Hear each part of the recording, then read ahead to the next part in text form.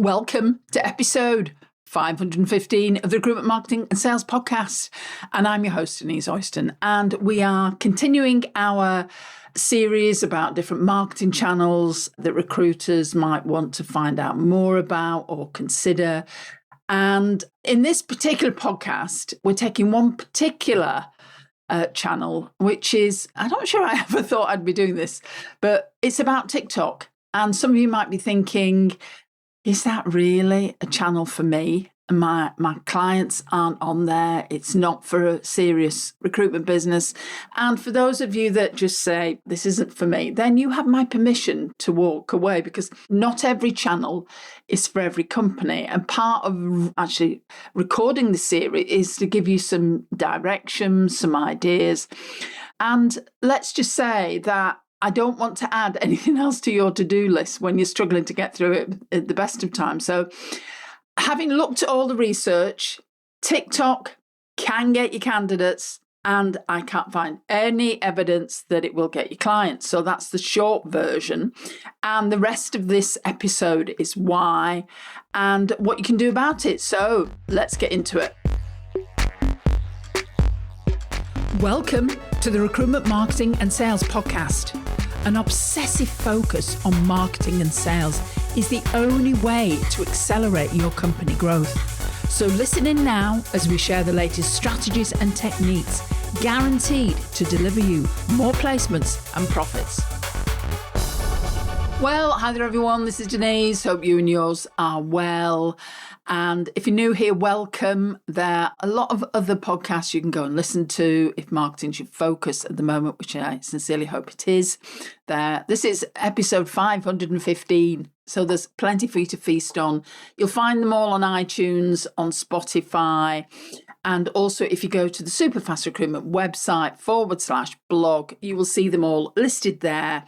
And for each, I would say 99% of the recordings there, you will also find a transcription that we have created. So if you prefer to read, or I've quoted some figures and data and you want to go and check them out, you can look there. And if you have not downloaded the Marketing Trends Report that we created earlier this year, it's still very valid. And for some people, I know that it's been an interesting 2026 for them. And they are focusing on marketing now as we're ending the summer and moving into the last part of the year, over in the Northern Hemisphere anyway. So if you go along to superfastrecruitment.co.uk /MTRS, just imagine marketing trends, that'll take you to a page. Pop your name and email address in there and we will send over to you a PDF. This is based on all the research that I've done towards the end of last year, and it is very valid today. So I think you probably find that useful, and the price is an email address. So let's talk about TikTok. I do actually I did download the TikTok app. To be honest, I don't really use it, but that's just me. But let's look at it from a marketing perspective. And let me start with something that shifted really, because if you looked at TikTok a year or two ago and decided, oh no, this definitely wasn't for me, because of different reasons, your reason might not apply anymore. So unless you didn't know an awful lot about it, which I very much doubt, it's a short form video app. It is owned by a Chinese technology company, ByteDance, and it launched back in 2017, so quite a few years ago now, 9 years ago. And interestingly, early this year in January, I think it was, the US operations were sold into a new majority American-owned entity called whatever. I think it was TikTok USDS something joint venture. It's led by Oracle, Silver Lake and Abu Dhabi's MGX, who hold just over 80% between them, with ByteDance keeping the remaining 19 point, I don't know, percent. The deal closed sort of in January. So you may be saying, Denise, I really don't need to know this.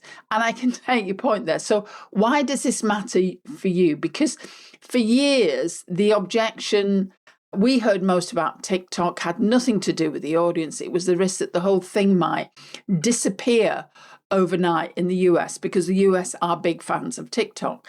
Hard to build a plan on that, isn't it? If you think, well, okay, I'm going to go all in on this, and then suddenly it's not going to be there anymore. So that question, in theory, has now been answered, even though some legal commentators, including Harvard Law School, argued the data and influence questions haven't fully been settled.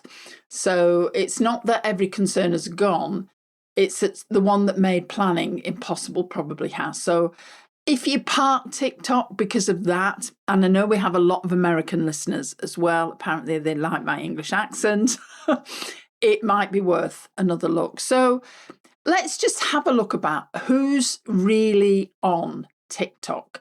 So let me give you the numbers for the three markets most of you are working in that listen to this podcast. So, and these are TikTok's own advertising reach estimates they have for adults. And so that's really the most current data source we've got available. So in the UK, TikTok reaches around 25 million adults, roughly, 40% of the population. Obviously, population figures move around a lot.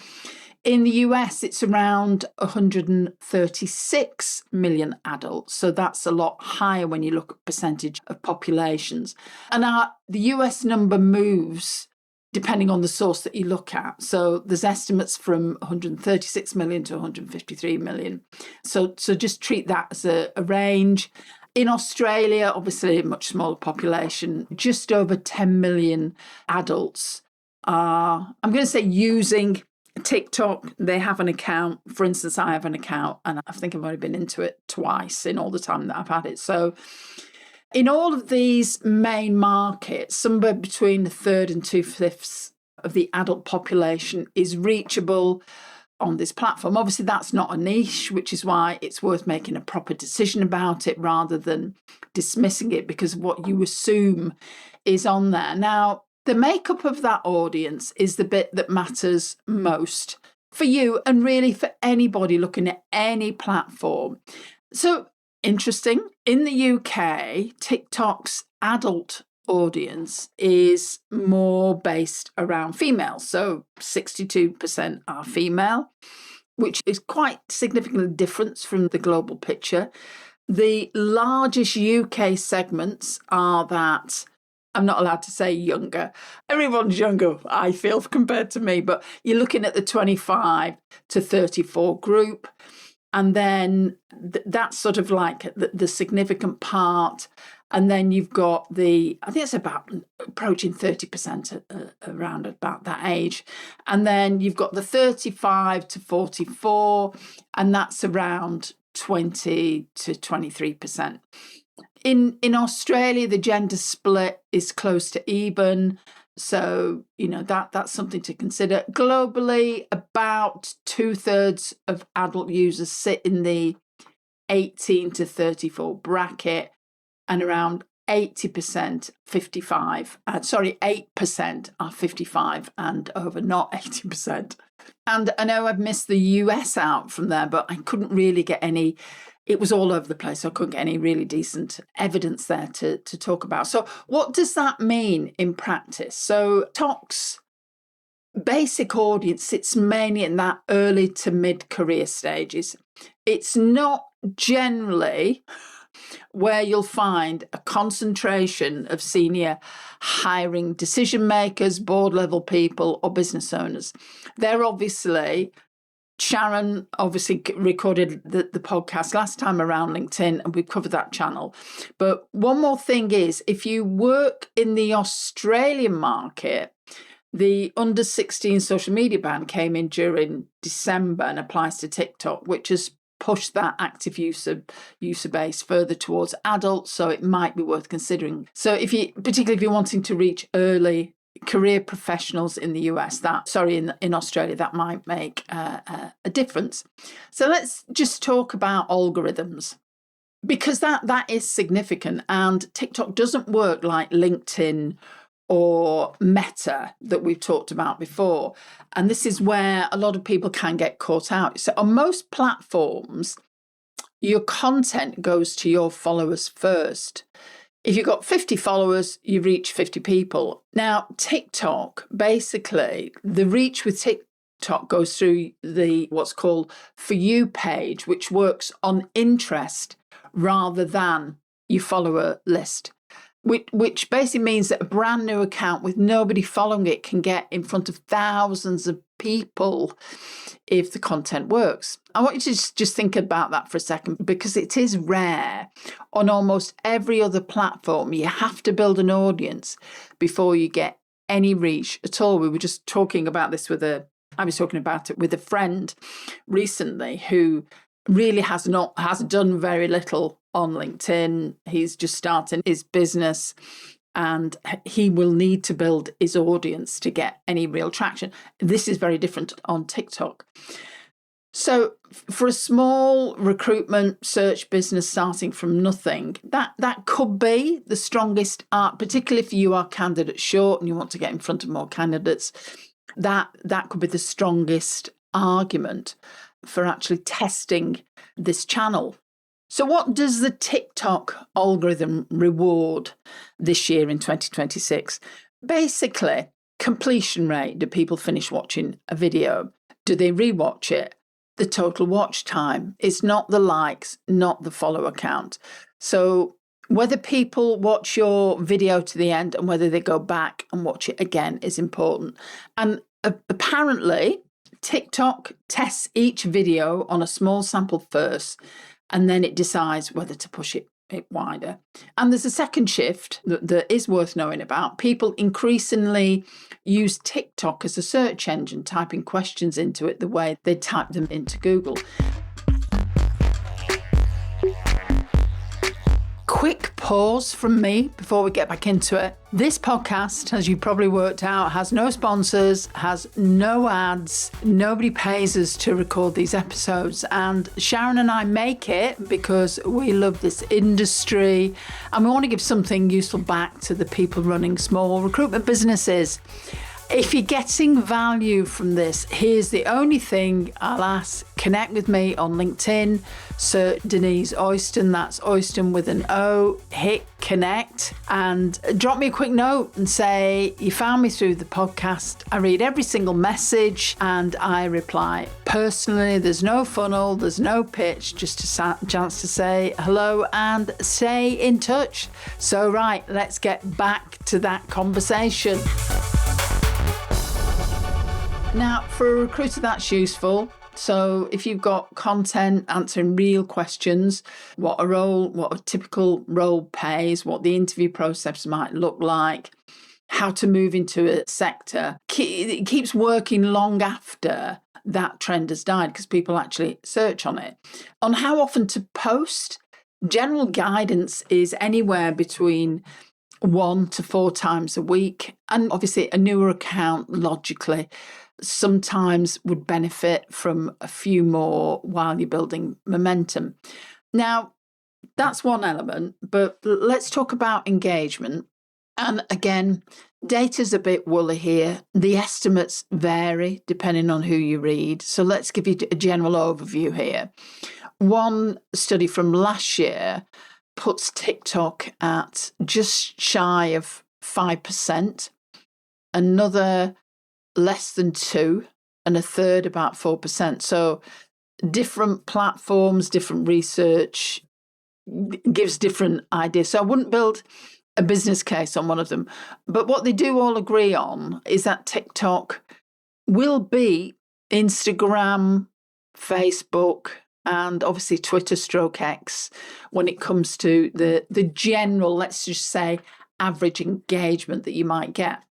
So let's talk about getting a client getting tool, TikTok as a client getting tool, because I know that's what a lot of people are focused on at the moment. And let's just be frank about it, that when I started doing the research, I went through all of different platforms to try and find a company, a recruitment company, search business that had won client work through TikTok, maybe a PSL, retained brief, exclusive, something that started because a hiring manager saw them on the platform. And to be honest, I'm pretty good at research. It's one of my ninja strengths.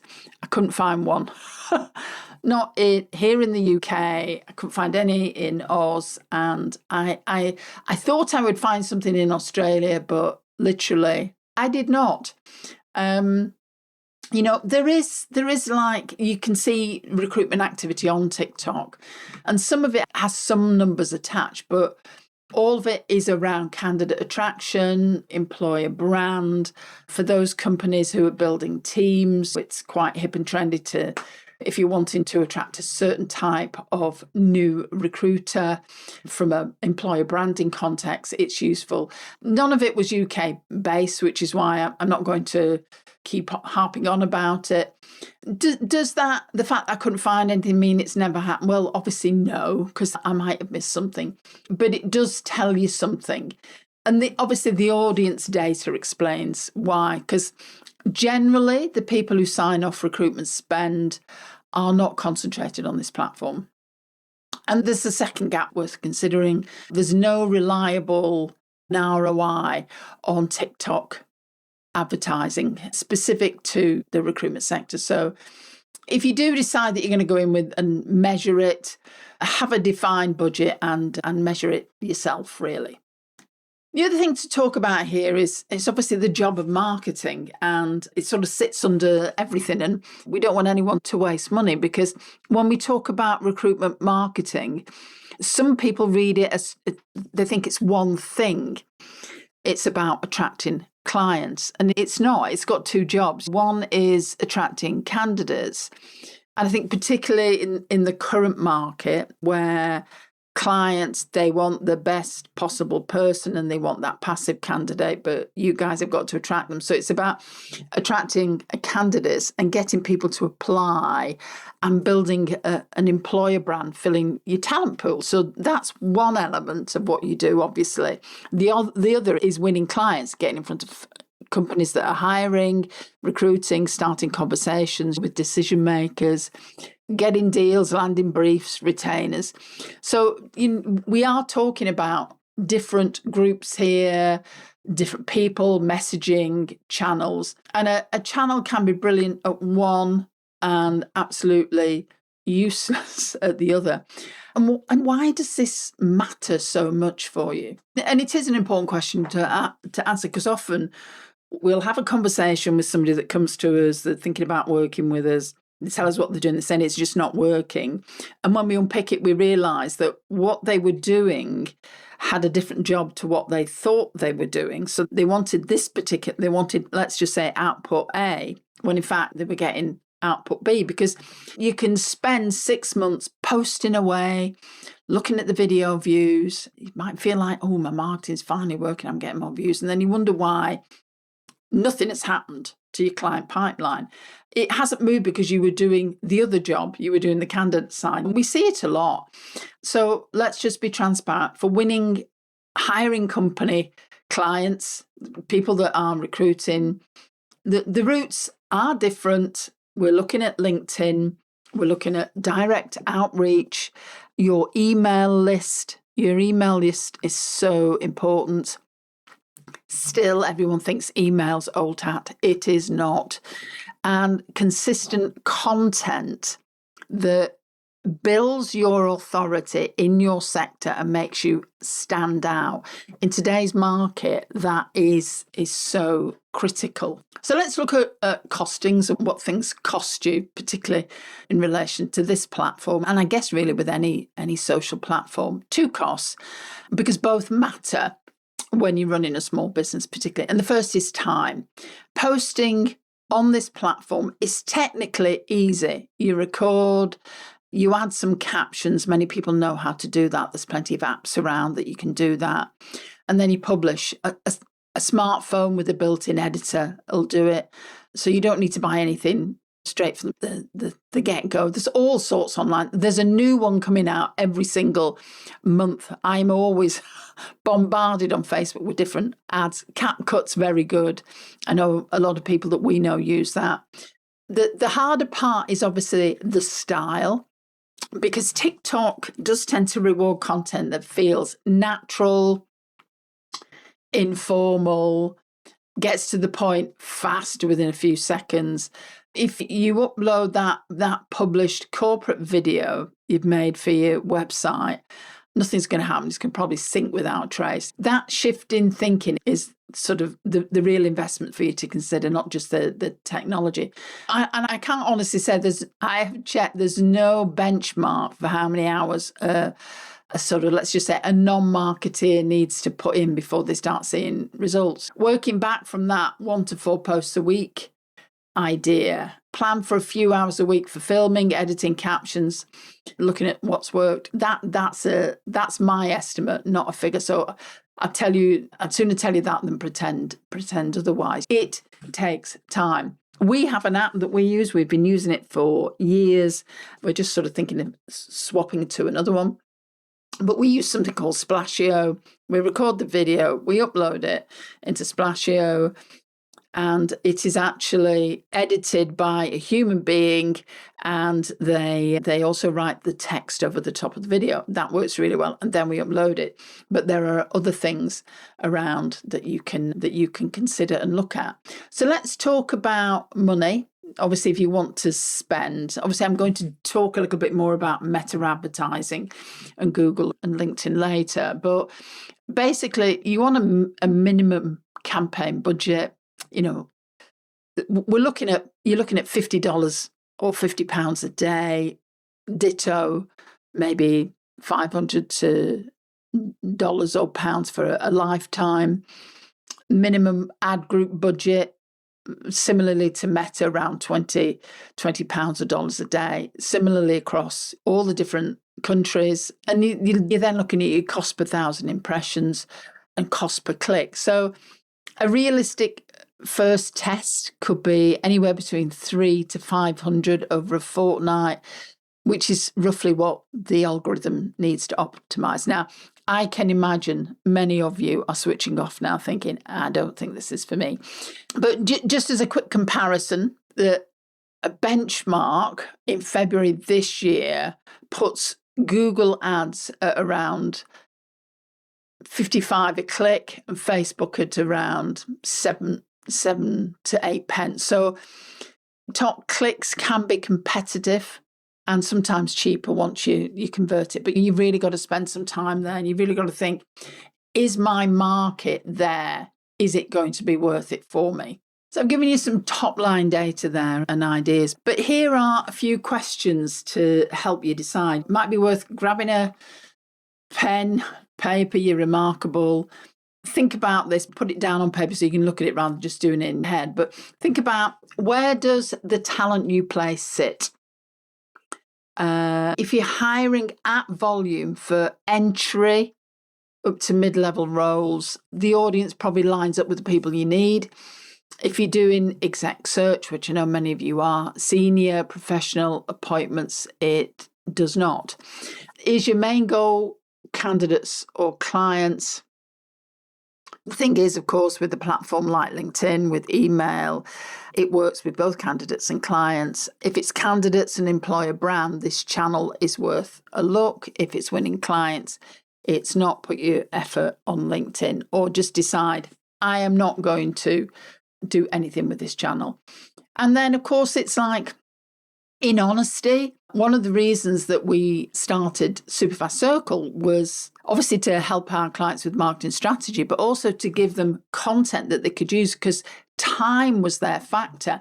And even though we now have great AI tools, they still don't produce content that can just be uploaded. They produce content that needs, it can be a bit sloppy, and it does need editing. So thinking about, can you realistically sustain creating anywhere between 1 and 4 posts a week in an informal style and uploading them?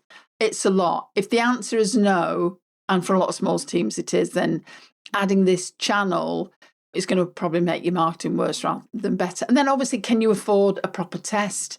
$300 or $400 over a couple of weeks on lead gen ads. Is it really worth it? Possibly, depending on the level of candidates that you're placing. But if it's exec search, senior professional service roles, it's definitely not. There's also like a third answer. Some of you may want to be on there anyway on the basis that the people in early career roles today might be your hiring managers you'll be selling to in 10 years. That's a fair argument. It depends if you've got the time. Just be clear on what you're buying, time. It's a long-term brand play, that. So TikTok, let me pull all this together for you. It will reach between 1/3 and 2/5 of the adult population across the UK, the US and Australia. Its audience currently sits mainly in that early to mid-career stages, and it gives small accounts a genuine shot at reach, which very few platforms do not do anymore.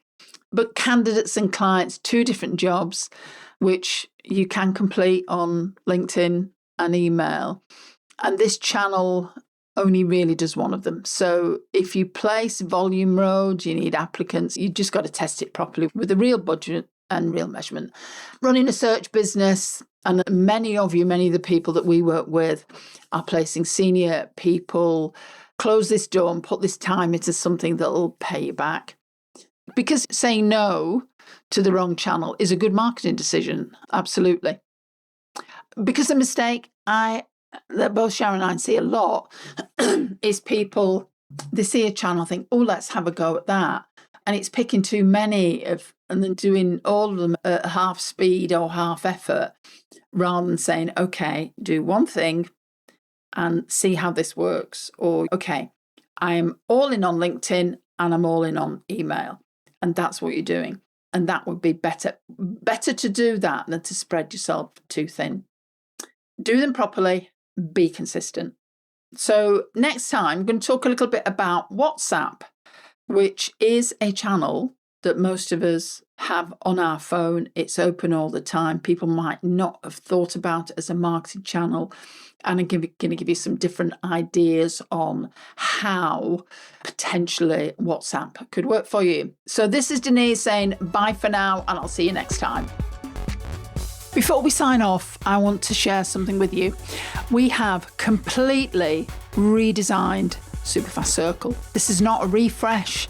It's not a few new slides. We've rebuilt it from the ground up to be the most commercially focused program we have ever created. And you still get all the content resources, you get all the frameworks, you get all the Canva tools, and you get all the AI prompts. And everything we have built over 18 years of working with exclusively recruitment businesses. But now you also get more one-to-one time with Sharon and I directly. We are in it with you, and we back it with a guarantee. If you are in the program and you've not seen a return on your investment, we'll carry on working with you one-to-one until you do. Now, if you want the details, just email support@superfastrecruitment.co.uk. Tell us you heard this on the podcast, and we'll send you all the details of what's included in the program, the investment, and all of the things that you need. So this is Denise saying bye for now, and I'll see you next time.